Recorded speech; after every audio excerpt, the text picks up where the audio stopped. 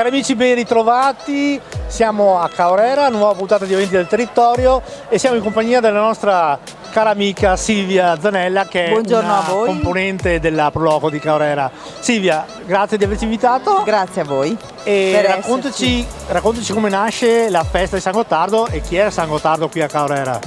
Allora, San Gottardo era un vescovo vissuto attorno all'anno 1000 e è stato fatto patrono di Caorera attorno al 1446, tant'è che nella pala dell'altare maggiore nella chiesa di Caorera c'è un dipinto appunto di Luigi Cima.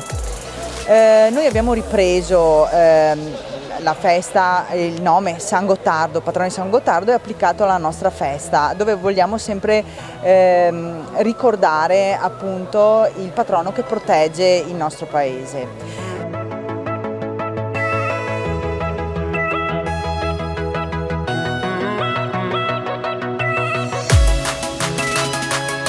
È una festa particolare perché si svolge su un antico rituale che durante i periodi di magra, anteguerra, permettevano al paese di mantenersi. Sì, esatto, e questo è il punto. Noi abbiamo cercato di valorizzare il prodotto locale che applicheremo appunto al nostro menù, che sono le erbette spontanee che vengono raccolte a marzo dai nostri volontari. E poi attraverso questo noi abbiamo creato un menù e prodotti continuativi. Era un piatto appartenente alla cultura, alla nostra tradizione passata locale, ed era un piatto povero, consumato assieme alla polenta o alle uova. Era un piatto particolarmente prezioso.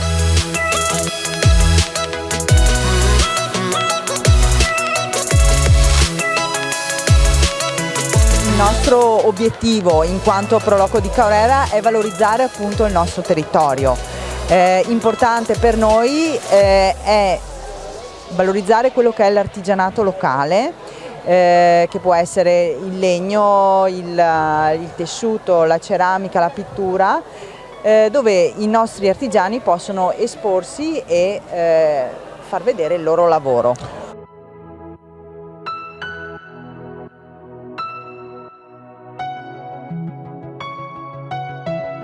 Un'ultima cosa, prima di andare anche noi ad assaggiare questi prelibatati piatti, prima facevo un giro per lo stand con il presidente della Proloco, mi faceva notare, mi ricordava che senza l'aiuto di tantissimi volontari queste feste andrebbero perse. Sì, è vero, confermo, e ringraziamo di cuore noi Proloco Caorera tutti i nostri volontari che soprattutto arrivano da fuori dal nostro paese, ma soprattutto da fuori, che sono persone che ci accompagnano da tanti anni nelle nostre manifestazioni e spendono del loro tempo per noi, e la Proloco ringrazia di cuore queste persone, perché senza di loro anche il nostro lavoro in quanto organizzatori verrebbe meno.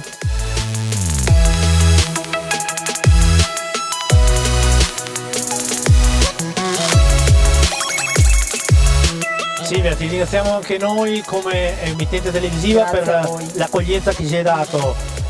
Un'ultima cosa, ai telespettatori che ti stanno guardando, diamo appuntamento per il 2022 dei prossimi appuntamenti della Proloco. Sì, allora per il 2022 in agosto abbiamo la festa patronale religiosa, la festa della Madonna del Piave.